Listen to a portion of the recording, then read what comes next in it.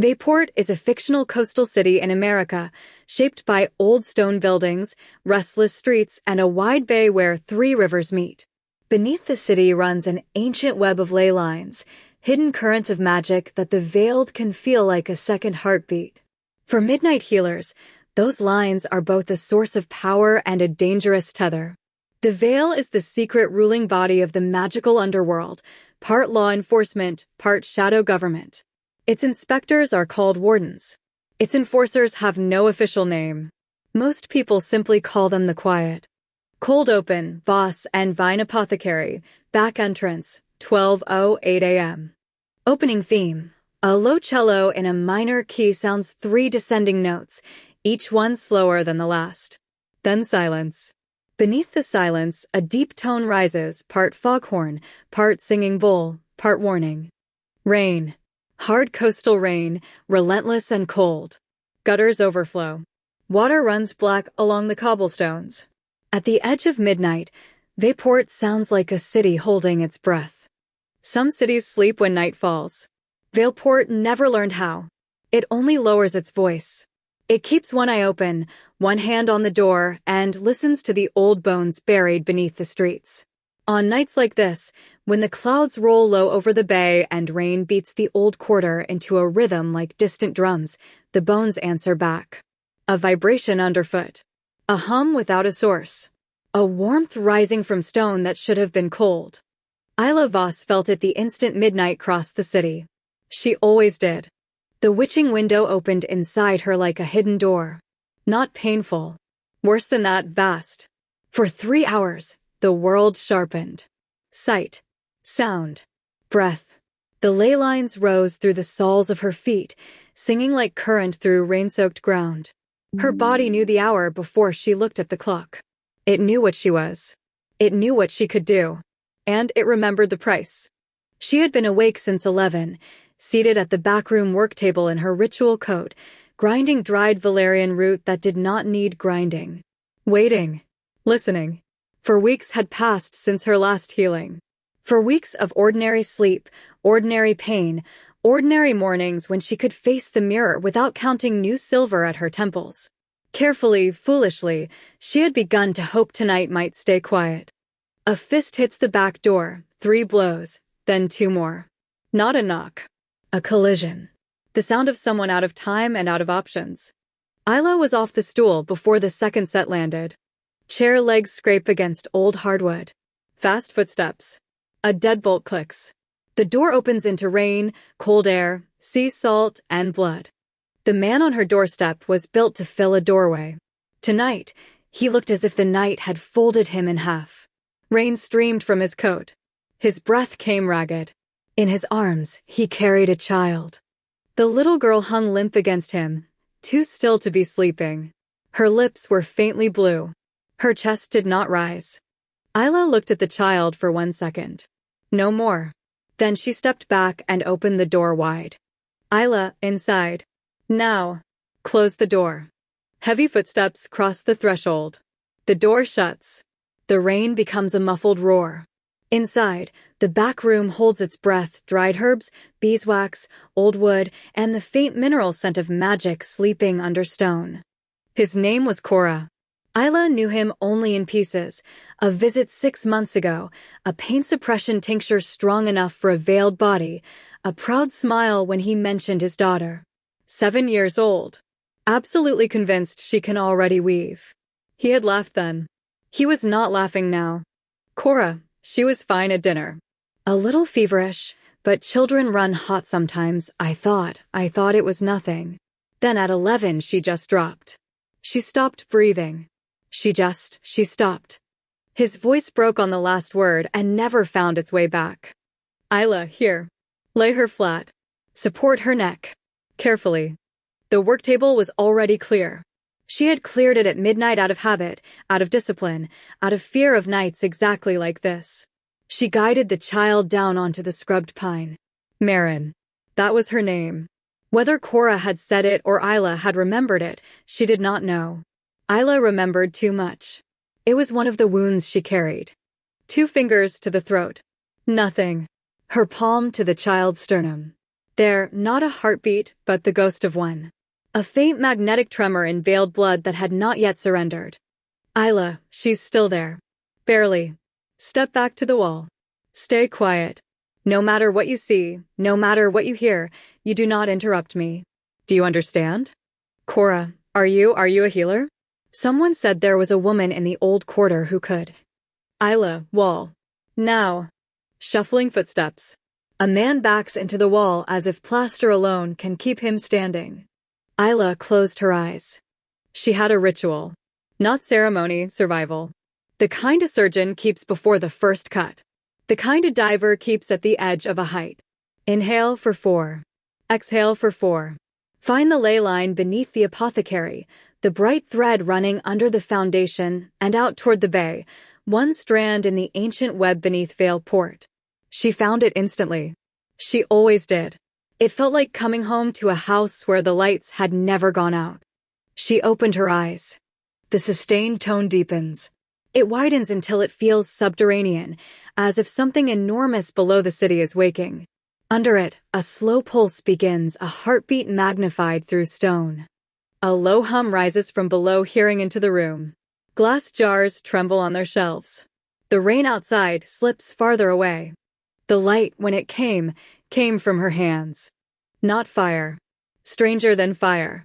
Blue-white light gathered in her palms like water cupped in darkness, drawn up from the ground, through her bones, through the secret channels that made her what she was. It lit the undersides of her fingers and threw every shadow upward, as though the room had been turned upside down. She placed her hands on the child. And the world peeled open. It was the only way she had ever named it. The world peeled back like skin from a wound, and beneath it was the raw machinery of life. She felt Marin's body as if it were her own, the cold of cells gone still, the terrible silence where rhythm belonged, the collapsed channel where the girl's veiled blood should have carried magic. A blockage. A clot in the invisible architecture beside ordinary biology. When the magic failed, the heart had followed. Bodies, even veiled bodies, obeyed what kept them alive. Isla reached in. Not with her hands. With herself. With the part of her that understood bodies the way a musician understands a song before hearing the final note. She found the blockage. She pulled it through Marin's meridian, through the bridge her hands had opened between them, and into her own body. It hit her like cold water from a great height. Not pain. The ley line swallowed the pain before it could become language. What remained was weight. Marin stopped minutes. Her stillness. The lost rhythm pressing into Isla's chest like a stone. Her lungs tightened. Her vision grayed. Beneath her, the ley line flared, answering with heat through her legs, spine, shoulders, giving her something to burn against. So Isla burned it. A thin harmonic tone. Then a small, wet gasp. Marin's chest rose. Isla did not move. One breath was not enough. She stayed with both palms pressed to the child's sternum and poured carefully, deliberately, from one vessel into another. Her own vitality thinned. The familiar gap inside her widened. She pushed past it. Marin breathed again. Then again. Then her body remembered itself, and her heart caught, uneven, stuttering, then steadier. Alive. Isla took her hands away. The deep hum settles. The sustained tone softens. The heartbeat pulse fades. Silence returns, warmer than before. The blue-white light went out like a candle in a closed room. For a moment, Isla stayed on the floor, forehead bowed toward the work table, breathing in slow, measured pulls. In the mirror above the herb cabinet, 3 new silver threads gleamed at her left temple. She did not look. Marin. Papa. Rain. A man crosses the room in 2 steps. A father's arms gather what he almost lost. Cora made a sound that was not a word. It was the sound of a man realizing the world had not ended after all. Isla rose and gripped the edge of the work table. She allowed herself 3 seconds. 3 seconds for the vertigo.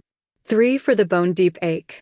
3 for the loneliness of holding a stranger's child as if she were the center of the universe, knowing that by morning none of this would belong to her. Then she straightened. She was very good at that. Isla, her meridian collapsed. Likely a fever blockage, it can happen with young blood weavers before they learn to regulate heat through magic. She needs a meridian alignment practitioner. A real one, credentialed through the Veiled network. I can give you names. Cora looked up from his daughter. His eyes were wet and very bright. Cora, what are you? How do I thank you for this? Isla, you don't tell anyone. Not her. Not your partner. Not your neighbors. Not your council. No one. She had a fever. She recovered. That's what happened tonight. That's all that happened tonight. He stared at her for a long moment. Marin had gone to sleep in his arms, properly this time. The color in her small cheeks was returning, faint and pink and ordinary. Cora, I understand. Isla, good. The back door opens. Rain rushes in. Then careful, heavy footsteps retreat into the storm, growing distant until they disappear. Isla locked the door and stood with her back against it, one hand flat to the cold wood. For a long moment, she listened to the rain. Then she went to the sink, turned the water as cold as it would go, and held her hands under it until she could no longer feel the ghost of Marin's stillness in her palms. In the mirror above the sink, the silver at her temples caught the light. She looked away. The cello theme returns, slower and softer than before. It fades beneath the rain. Silence. Then, after a long beat, Veilport at night, harbor water, distant traffic, the ordinary world moving above ancient bones. Scene 1, Voss and Vine Apothecary, the Old Quarter, 9:17 a.m. Morning music, warm, gentle, and lived-in soft acoustic guitar, quiet room tone, and the feeling of sunlight coming through dusty glass. A small shop wakes for the day. Glass jars shift on wooden shelves. A kettle begins to warm. The bell over the front door rings as the lock turns and morning steps in from the street. Voss and Vine Apothecary sat on the ground floor of a narrow brick building on Sallow Lane, in the part of Veilport's old quarter where the streets still bent and curved as if no one had ever convinced them to behave. The shop front was painted deep hunter green. Its old gilt lettering had softened at the edges with age. Dried herbs hung in the windows. Amber jars lined the shelves. Outside, a chalkboard in Isla's looping hand read, Wednesday's special, elderflower and lemon balm, calm in a cup. You deserve it. It was a real shop. That mattered to Isla. She loved herbalism, the ordinary kind, the human kind, the kind made of leaves and roots and patience. Most of what she sold was exactly what it appeared to be, teas, tinctures, salves, dried goods, and small comforts for tired bodies.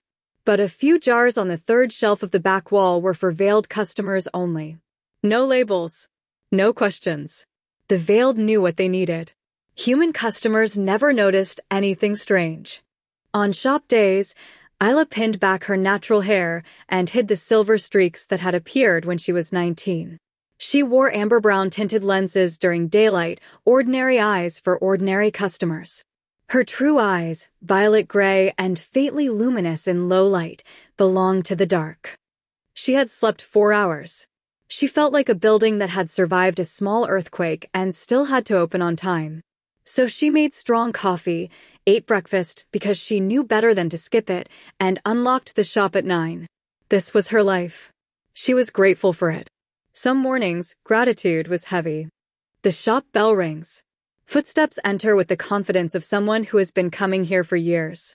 Mrs. Okafor, Isla, my love. You look like you were up all night doing something you won't tell me about. Mrs. Okafor was 71, a retired secondary school headmistress and the owner of the flat above Isla's. Every Wednesday at 9:15, she arrived with a canvas bag over one arm and the calm authority of a woman who had spent 30 years making teenagers care about poetry. As far as Isla could tell, Mrs. Okafor was entirely human. She also noticed everything. Isla, good morning, Mrs.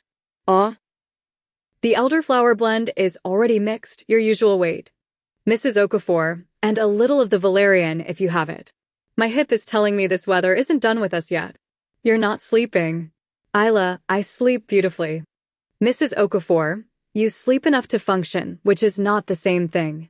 I hear you, you know. At night. Moving around down here. I'm not saying it's my business. Isla, you're absolutely saying it's your business. Mrs. Okafor, I'm saying it with love. Here, I brought you something. From her bag, Mrs. Okafor produced a foil-wrapped container of jollof rice, still warm and fragrant with tomatoes, bay leaf, and smoke. The smell reached Isla before the words did, and for a second her chest ached with affection. Isla, Mrs. O, you don't have to. Mrs. Okafor, I know I don't. Take it anyway. Eat it for lunch, not at the counter. Sit down. You are allowed to sit down. Mrs. Okafor paid for her herbs, tucked them into her bag, and paused at the door with perfect timing. She had run too many school assemblies not to know the power of a final line. Mrs. Okafor, this neighborhood loves you, Isla. You know that, don't you? Whatever you do in the dark, and I don't need to know, this street loves you for it. The shop bell rings again. Her footsteps fade. Outside, sparrows chatter in the plane trees along Sallow Lane. Isla stood still, holding the warm container in both hands, letting its heat travel through her fingers. Then the next customer came in, and Isla put her shop face back on. A working day montage, bell, register, jars lifted and set down, quiet conversations overlapping. A child asks too many questions. An elderly man compares prices. A young woman asks whether passion flower will really help with anxiety, or if she is just being hopeful. She loved this place. She loved the layered smell of chamomile, cedar, frankincense, and old brick. She loved the way morning light passed through amber glass and spilled gold across the floorboards. She loved her regulars and the careful trust they placed in her. She loved knowing which rooftop beekeeper supplied her honey, and that one jar always arrived with a ribbon tied around it just for her. She loved it with the fierce devotion of someone who knew how quickly a life could be taken apart.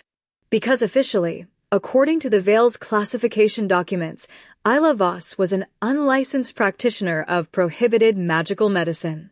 She had never registered as a healer. She had never declared her gift to the council.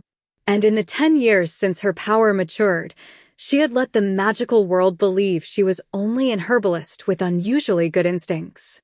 Her reasons were complicated. Some were grief. Some were fear. And some came from a night 9 years ago, when she held a dying man's hand and accidentally absorbed so much of him that, for 3 weeks, she could not tell where his life ended and hers began. But most days, the reason was simpler. The Veil controlled midnight healers. It registered them, directed them, decided who they were allowed to save and who they were expected to leave behind. Isla had a very particular feeling about being told who to leave behind. Around 11:30, between customers, she carried the jollof rice into the back room and ate at the same work table where she had knelt at midnight. The pine was scrubbed clean. The room smelled ordinary again. Beneath the floor, the ley line hummed quietly, steady as a river you have lived beside for so long that you only notice it when it changes. She ate. She stared at the ceiling. For one brief, dangerous moment, she let herself think of Marin's color coming back. All things considered, it was a good day. A real one.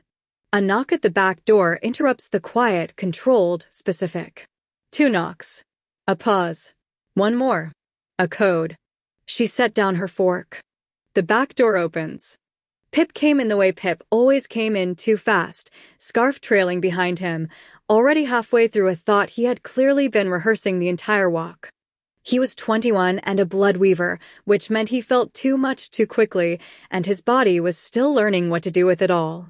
8 months ago, he had come to Isla with a blackened vein in his forearm after a weaving attempt went wrong. She had spent most of the witching window untangling the damage while he sat very still and tried not to cry. Afterward, she had been honest with him. Strict too. Pip had responded with the intense loyalty of someone young who had finally found an adult willing to tell the truth.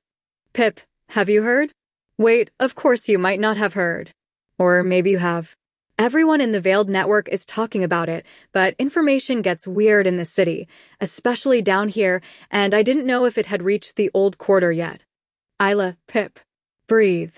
What's happened? Pip, a lumen hound. Someone found one in the warehouse district, Breck's Landing, near the docks.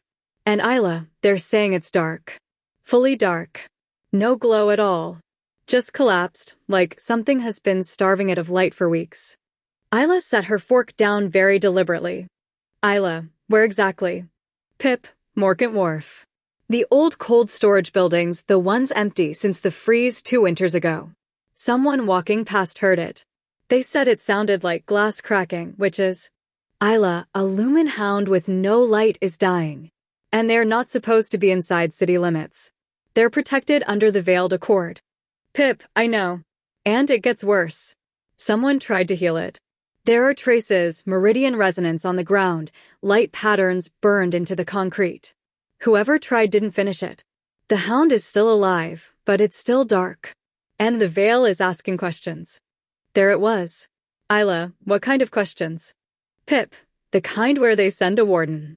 I heard, secondhand, so take it for what it is, that Central Registry has already sent someone. Someone who specializes in finding unlicensed practitioners. He paused, watching her face carefully. I thought you should know. Beneath the floorboards, the ley line hummed. Isla heard it the way she heard her own heartbeat, always there, under everything. Isla, you were right to come. Thank you. She turned toward the shop floor, already putting her expression back in place. Finish the rice if you want it. And Pip. Pip, I know. Don't say anything to anyone. Isla, don't say anything to anyone. The front shop bell rings. Another customer. The ordinary world keeps moving with ordinary needs as if nothing has shifted.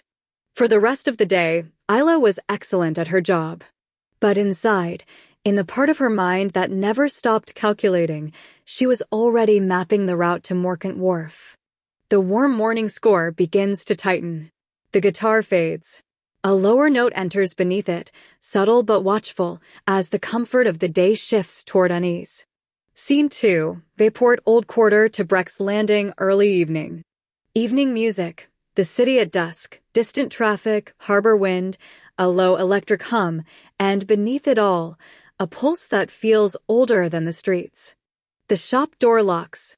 Footsteps move quickly over cobblestone. Evening settles over Veilport, voices thinning, gulls crying near the harbor, salt air slipping through the narrow streets. Isla changed before she left. Not into the ritual coat that stayed wrapped in cedar cloth in the back room, waiting for midnight. She left the herbalist's apron behind and dressed for movement. Dark trousers, a high-collared navy wool shirt, and flat boots with grip. She pulled the pins from her hair and let it fall naturally, the silver streaks bright in the evening air. Then she took out her contacts. She always felt more herself without the amber lenses. Wearing them was not quite a disguise. It was a performance, the careful daily work of passing through a world that would not know what to do with her truth. When the lenses came out, her real eyes were hers again, violet gray, faintly luminous, catching light from angles human eyes should not. Breck's Landing was 20 minutes from the old quarter if you walked like everyone else. 15 if you knew the back ways. Isla knew them all, the narrow cuts between old buildings, the crooked lanes, the passages that seemed to exist only for people the city had decided to let through. She had learned Veilport by walking it until the streets gave up their secrets. The ley lines had helped. They ran beneath the oldest roads, tracing the routes the first builders had followed when they laid the city over bones older than memory. She felt the hound before she reached the wharf. That surprised her. Lumen hounds gave off warmth, even from a distance, a quiet golden frequency that felt like late afternoon sun on bare skin. A healthy one should have been a comfort at the edge of her senses. This was the opposite. A cold absence. A shadow where light should have been.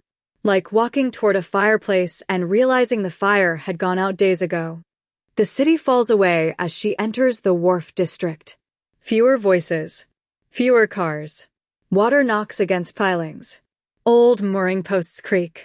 One gull cries somewhere above the warehouses. Her footsteps leave cobblestone for concrete. Morkant Wharf's old cold storage buildings crouched behind a sagging chain-link fence, broad and pale and weather-stained by years of salt air. The easternmost building was unlocked. Someone had cut the padlock. The break was fresh, the metal bright at the wound. Isla pushed the door open and stepped inside. The heavy door groans on its hinges. Sound changes at once, concrete walls, high ceiling, long echoes. Water drips somewhere in the dark.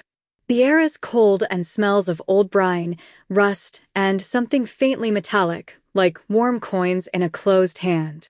The building was nearly empty. Bench shelving lined the walls. A broken pallet lay in one corner. And in the center of the concrete floor was the lumen hound. Isla had seen lumen hounds twice before, both times at a distance, both times in motion.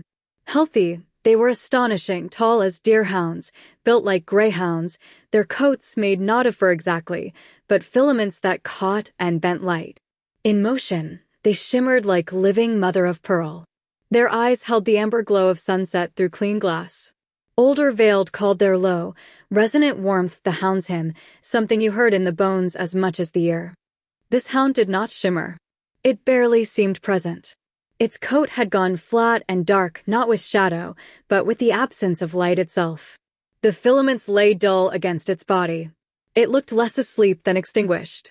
It breathed in short, strained pulls, one leg stretched at a wrong angle, its eyes closed against the world. Around its body, faint luminous scorch marks burned into the concrete in a geometry Isla recognized at once. A failed healing. Not a midnight healer's work. This was rougher, harder, more desperate, someone trying to force their way into the hound's meridians without the ley lines to carry them. Whoever had done it had burned power straight through the floor and still not finished the job. Maybe they had not known what they were doing. Maybe they had known enough to understand the alternative was standing by while the creature died. Isla crouched beside the animal. Up close, she could see the tremor moving through its flank, not a shiver, more like a signal breaking apart. Slowly, carefully, she laid one hand against its side. Not to heal. Not yet. Just contact. A way of saying, without words, that it was not alone. The hound's coat was ice-cold under her palm. "I know," she whispered. "I can hear you." She calculated quickly. Midnight was 4.5 hours away. The hound was dying, but not dead, balanced on the same fragile edge where Marin had been the night before. If Isla tried now, outside the witching window, the cost would be brutal and the healing incomplete. She needed midnight. She needed to come back. And she needed to know whether she was alone. She rose slowly and let her eyes move through the room. For narrow windows admitted the last gray light of evening. The ceiling vanished into shadow. Deep shelving lined the back wall. At the far end, a dark doorway opened into a passage she had not explored. And in the northeast corner, where the shadows were deepest, a man stood perfectly still. He had been there before she came in. She knew it at once. She did not look straight at him. She let her gaze pass over the corner as if it were empty, and still she took in every detail. Tall, dark coat, no wasted movement, the kind of stillness that did not hide from shadow so much as belonged to it. Amber-brown eyes caught the last light from the windows and held it a moment too long. Isla straightened, calm on the outside, and turned toward the door. "Cade, you came in too fast. You should have checked the building first." His voice was low. Not threatening. Worse, practical. The voice of someone stating a fact because facts kept people alive. She stopped. Then she turned back. "Isla, I did check the building. You were already here." He stepped out of the corner and into the dim light. Mid-30s. Black. Tall, controlled, built with a kind of quiet economy, no excess, no wasted motion. His charcoal coat was good fabric treated badly by weather and work. His eyes were the amber brown she had glimpsed across the room, but something darker lived beneath the color, as if amber were only the surface. Isla knew what that meant. Shade. Eyes that turned solid black when the gift was active. Sight that extended through shadow. A body that could move through darkness as if it were water. She kept her face still. Scene 3, Morcant Wharf Cold Storage, continued 7:44 p.m. Music. The warehouse hum deepens. A low pulse moves under the strings, not quite a heartbeat, not quite a warning. Two dangerous frequencies circle each other in the dark. The silence between them was not empty. It pressed against the concrete walls, thick with questions neither of them trusted enough to ask first. Cade, I've been here since morning. Before the rumor spread. He glanced at the hound, then back to her. I wasn't expecting you. Isla, most people aren't. What do you want with it? Cade, same question. She studied him. He studied her back with patient, infuriating calm. Isla, I heard a lumen hound was dying in the docklands. I came to see if it was true. Cade, it's true. Now you've seen it. He was waiting for her to flinch. She did not give him the satisfaction. Isla, the marks on the floor. Who made them? Cade, someone desperate. A force weaver, most likely. Not trained for living systems. They did just enough to keep it from dying. A pause. For now. Isla, that sounds like a Veil answer. Are you with them? His jaw tightened. Barely. Enough. Cade, not anymore. 2 words. More answer than he meant to give. Isla, then why are you here? Cade, same reason you are. I didn't want it to die alone. The hound breathed between them, shallow and uneven. For the moment, that was enough of a truce. Isla crossed the room and sat near the hound, close enough to monitor its breathing, but not close enough to promise anything she could not yet give. After a moment, Cade settled opposite her, not near, not far. The exact distance of 2 people who had agreed not to attack each other and nothing more. Isla, you've been tracking it. Cade, I've been tracking what happened to it. He weighed the next words. Lumen hounds don't lose their light naturally. It has to be taken. Which means someone took it, or this is what the ashening does to a non-human veiled body. The name landed hard. The ashening. Isla had heard the whispers moving through the veiled network like smoke under a door. A magical plague, engineered rather than born, that stripped power first, then memory, then will. By the end, it looked like natural death to anyone who did not know where to look. The Veil had been calling the early cases unrelated. Not everyone believed them. Isla, you think the hound has ashening. Cade, I think we should be afraid that it might. She looked at the hound's dark coat, then at the scorch marks on the concrete. She thought of Marin's still chest. She thought of Pip saying a warden was already coming. Isla, can it be healed? She made it sound theoretical. She was very good at theoretical. Cade, maybe. With the right healer. Not one the Veil controls. There it was again, that edge in the silence. He knew too much. Or wanted her to think he did. Isla, name. Cade, Cade Morrow. Isla Voss.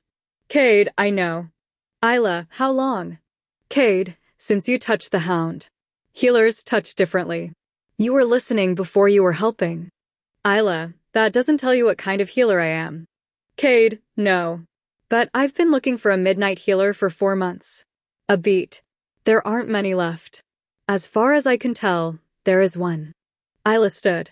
Slowly. Controlled. Everything sharp and startled stayed below her face. Isla, be careful with guesses that sound like accusations. Cade, I am. He stood too, unhurried. And I'm not guessing. Isla, then say what you want. He took a moment. Not to hide. To choose the words carefully enough that they could survive being heard. Cade, the ashening is spreading. The Veil knows and they're burying it. By the time they admit what's happening, people will already be gone. I need someone who can read what it does to a veiled body from the inside. Someone who can get close enough to understand it. He did not make it sound heroic. That made it harder to dismiss. Cade, I'm not here to threaten you. I'm not going to hand you to the Veil. That's not who I am anymore. His voice lowered, just slightly. I'm asking. That's all. Isla looked at him. Then at the hound. Then at the scorched concrete where someone less capable had tried to save a life and failed to finish. One. As far as I can tell, there is one. She had known, in the quiet way people know things they do not say aloud, that she might be the last. Her mother had warned her the line was almost gone. 7 once. Then 3. Then 1.5. Then Isla. She had carried that number for 9 years. Hearing it from a stranger made it heavier. Isla, I'm coming back at midnight. I'll try to stabilize the hound. That's all I'm agreeing to. Something shifted in his eyes. Not victory. Relief, maybe, quickly hidden. Cade understood. Isla, while I work, you stay back. You stay quiet. No matter what it looks like. Cade understood. Isla, and don't let it die before I get back. Footsteps cross the concrete. The heavy door opens. Harbor air rushes in cold, salt-sharp, and full of a city that has no idea what is dying inside its walls. Scene 4, Morcant Wharf Cold Storage, 11:58 p.m. Music. Almost nothing at first. The deep sustained tone from the opening, a low pulse beneath it, and the silence before midnight. Heartbeat. Ley line. Waiting. The harbor at night. The cold storage building holding its breath. The hound's breathing is shallower now, more fragile.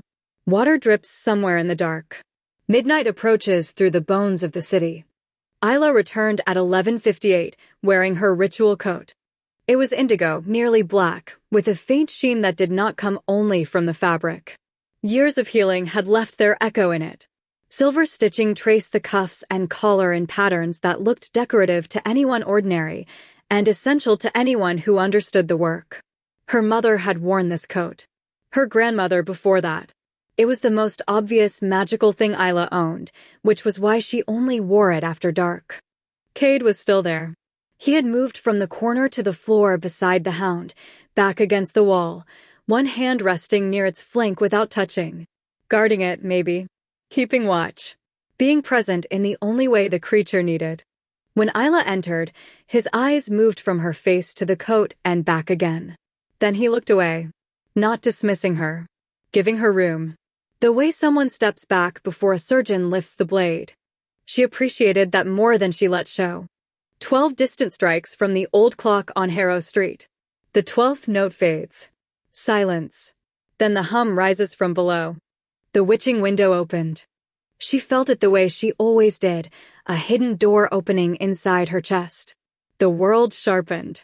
The building's cold air, the metallic tang of old brine, the hound's uneven breath, all of it became clear enough to read. The ley line under Morcant Wharf was thin compared to the one beneath her apothecary, but it was there. It answered when she reached for it. Carefully, she opened herself to the current, knowing the difference between drawing power and letting the line pull her under. She knelt beside the lumen hound. The deep tone widens until it fills the room. The pulse becomes distinct, deliberate, a second heart beginning to beat beneath the first. At midnight, with the ley line open through her, Isla could finally read the hound.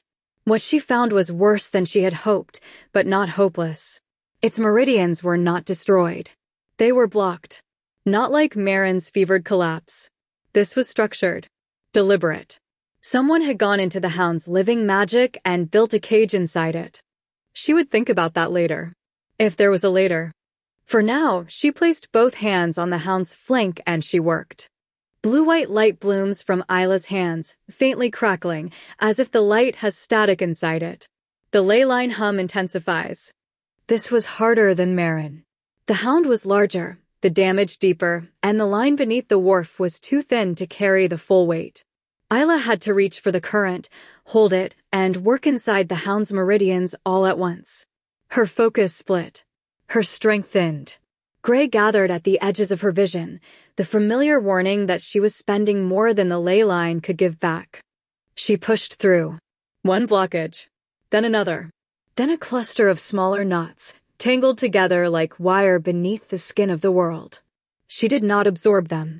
She dissolved them into the ley line's current and let the current carry them away. One by one, the cage came apart. The hound's breathing changed. Then, slowly, the way dawn is slow until suddenly it is everywhere, light appeared beneath her hands. A harmonic overtone rises. The hound's hymn returns, faint at first, then fuller, filling the concrete room until old shelving trembles against the walls. Not Isla's blue-white light. This was warmer. Older. Pearl and gold and the faintest green, moving through the hound's coat like sunlight through stained glass. It began beneath her palms and spread outward, filling the dull filaments, restoring what had been stolen. The hound opened its eyes. They were amber, bright as late sunlight through clean glass. and they looked at Isla with a focus no ordinary animal should have had. The hound knew what she had done. It knew who had done it. A faint warmth passed back through her palms. Not healing. Isla was not built to receive healing. But it was something close to acknowledgement. A debt written in a language older than speech. She took her hands away. For a long moment, the hound lay still. Then it gathered itself, carefully, as if relearning the shape of its own body. It rose on unsteady legs and stood in the center of the room, luminous and magnificent. The broken shelving, the damp walls, the stained concrete, all of it seemed to shrink around the light. It turned toward the far door, gaining steadiness with each step. Beyond that door was a passage to the waterfront. The hound pushed through and vanished into the night, leaving warmth behind in the air, like candles just blown out. The hound's hymn fades slowly, reluctant to leave. The pulse remains beneath the score, quiet and steady. Isla remained on her knees. She knew she had been there too long. She also knew the healing had cost more than last night's. The weight of it pressed against her chest, heavy and absolute. She needed a moment, and for once, she let herself take it. She allowed herself the moment. Careful footsteps approach. Not looming. Not rushing. Measured, deliberate, non-threatening. Cade crouched beside her at a respectful distance. He did not touch her. He did not speak. He simply stayed, as if he understood that presence could be more useful than words. After a moment, she sat back on her heels and took a long breath. Isla, the blockages were engineered. Not natural collapse. Not ashening, at least not the way people describe it. Someone went in deliberately and built that damage. Cade, I know. Isla, that means someone in Veilport can sabotage meridians with precision. Not an amateur. Not even a lucky one. Someone trained. Cade, or someone with access to training. The Veil teaches meridian disruption to its enforcement arm. Officially, it is a non-lethal restraint method for powerful veiled targets. She turned her head and looked at him. Isla, you know this because you used to be Veil enforcement. Cade, I know because I was trained in it. And because I stopped using it when I learned what the Veil was doing to people who did not deserve containing. His jaw tightened. This was different from what I was taught. Adapted. Built to last instead of restrain. Whoever did it had the foundation and improved on it. Isla got to her feet. Her legs voiced the opinions she had predicted. She ignored them. Isla, the Veil is doing this. Cade, someone inside the Veil maybe. Or someone who left with what they learned. The hound could have been a test. A warning. Or just the first target that wandered close enough. Isla and the warden they sent. The one from Central Registry. Cade, Inspector Dara Holt. She arrived this afternoon on the last train from Cairo. She'll start with witnesses in the morning. He paused. She's methodical. And she's looking for signs of unlicensed magical medicine in this district.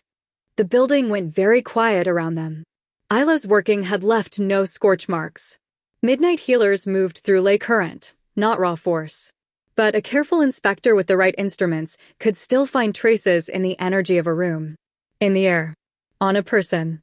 Isla had approximately 9 hours before a Veil inspector started asking questions in the old quarter. Cade, I need you to hear this and not run. He said it without drama. Not because I'd stop you. I couldn't. But because you need to know before someone worse tells you. Isla looked at him steadily and pulled the ritual coat closer around herself. Not because of the cold. Because some part of her recognized the feeling, the moment before a life changes shape. Isla, say it. Cade, the Veil didn't send Holt because of the hound. They sent her because they already know what you are. Not your name yet, but a pattern. A healer's signature from at least 3 workings in this city over the last 18 months. They've narrowed it to the old quarter. They think the healer is hiding behind a front business. Before Isla could answer, the ley line changed. Not louder. Not stronger. Different. Urgent. Like a river changing direction beneath the stone. She had felt it only twice before, and both times it meant something large had moved through the city's magical infrastructure, a shock traveling through the web. Cade felt it too. His posture sharpened. His amber eyes darkened, just for a breath, toward something black beneath the color. Isla, you feel that. Cade, what is it? Isla, the ley line network.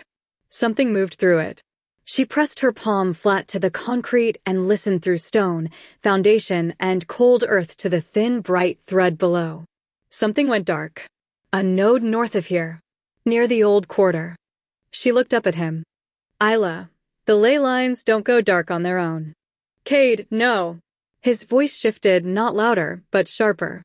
A former enforcer reading threat. They don't. She was already moving toward the door. Cade, boss. She stopped. Cade, a dark node. A Veil inspector already in the city. Someone engineering Meridian collapse. He held her gaze. You know what that means. She did know. She hated that she knew. But Isla had never survived by looking away from the truth. Isla, someone is escalating. Cade, someone is escalating. Outside, the harbor moved in the dark. Beneath the city, the ley lines hummed louder than Isla had heard them in 6 years, not like safety, not anymore. They sounded like alarm. They sounded like an alarm. Isla's footsteps cross the concrete fast now. The heavy door opens. Harbor air rushes in, cold and salt-sharp. Far north, toward the old quarter, a distant sound rises, maybe wind, maybe something older waking under the streets. A second set of footsteps follows. Cade emerges into the night. They walk separately, side by side, without speaking. Music. The cello theme returns in full, changed now urgent strings, the deep tone louder, the pulse stronger. The ley lines are speaking. She didn't invite him to walk with her. She didn't tell him to leave. He kept pace. And beneath Veilport, beneath asphalt, cobblestone, old foundations, and the restless bones of the city, the ley lines hummed their broken song. The silence where a note had been rang out through the dark. And somewhere in the old quarter, on the narrow street where an amber-glassed apothecary waited with its lights off, something was beginning. The last true midnight healer walked toward it. She always did. The cello theme peaks full, aching and urgent, then cuts out. Silence. The pulse remains alone for 3 beats. Then nothing. The city. Just the city. Then nothing. End of episode 1. If you enjoyed this episode, please like, comment, share, and subscribe to Gold Thread Studios for more original fantasy audio stories. Episode credits and production notes. Series and episode. The Midnight Healer. Original Urban Fantasy Audiobook Series. Episode 1. The Apothecary at Midnight. Recurring Elements, Continuity Guide. The Witching Window, Midnight, 3 a.m. During this period, Isla's abilities are at full strength and ley line connection is automatic. Outside this window, healings are possible but cost double and yield less. The cost of healing. Each healing takes fractional vitality, manifests as new silver in her hair, ache in the healed extremities, deepening of the small scar network on her forearms, glowing faintly for 24 hours post-major healing. Ley line signature. Voss and Vine sits directly above a primary node. Morkant Wharf is peripheral, approximately 40% strength. The old quarter node that went dark in this episode is established as a secondary node, strength unknown. Cade's eyes, amber brown at rest. Going solid black signals active shade use.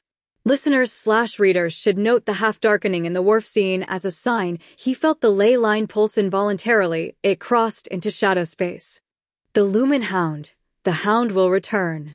Its gaze at Isla in the moment of healing is narratively significant. Lumen hounds can recognize and locate those they owe a debt to across significant distances.